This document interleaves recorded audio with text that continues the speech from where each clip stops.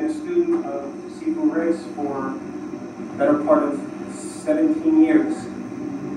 But recently, away from the school, I've had the opportunity to study a lot of different systems. Most recently, I've had an opportunity to study some of the grappling systems that are out there, which are re-emerging and becoming very popular. Systems like Pencak Silat, shoot wrestling, shoot fighting, jiu-jitsu, judo. A lot of these wrestling styles and grappling styles. They have a lot to offer our system, a lot of other systems.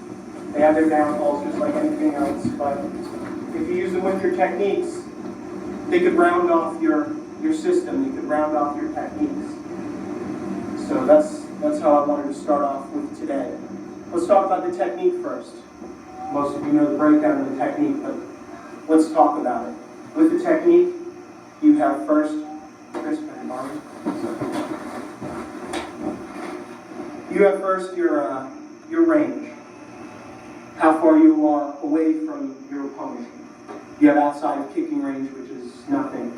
You have your kicking range where kicks could be thrown, your punching range where punches could be thrown, your infighting range where usually you get caught up in a clinch or maybe a wrestle or a grapple.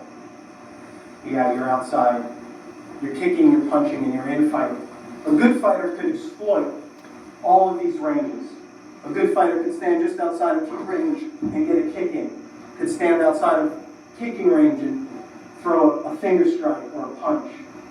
And a good fighter could do almost anything that they want and will do almost anything they want in the infighting range.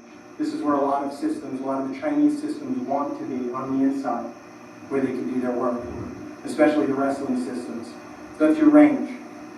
Second is your entry.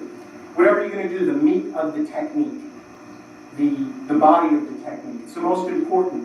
Whether you're going to throw an offensive on the person, whether you're going to come in and you're going to strike, or whether he's going to throw a punch and you're going to react and go to the outside, where you have the blind side of the face, you have the groin, you have the shoulder angle where he can't do much to you because this weapon's closed off, that weapon's closed off, this weapon's closed off, and that.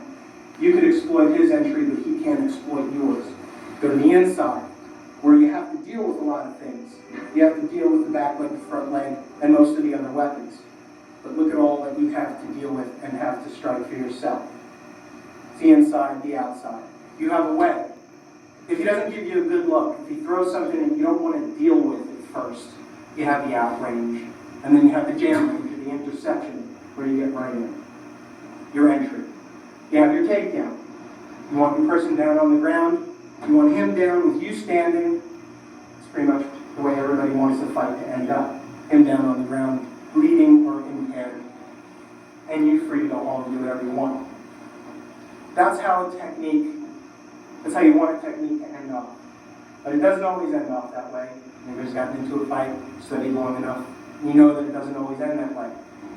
You get him down on the ground, just take a prone position, laying down. You get him down on the ground, and you want to finish off your technique, and he just keeps covering the face, and you can't get a good shot in, and you can't close him off. He keeps rolling around. Or you go to punch, and he grabs your arm. Now you're in a grappling situation. You have no choice but to grapple. You have to stick to him, because if you don't take care of him fast, he's going to throw the heavy legs. He's going to pull you down to the ground.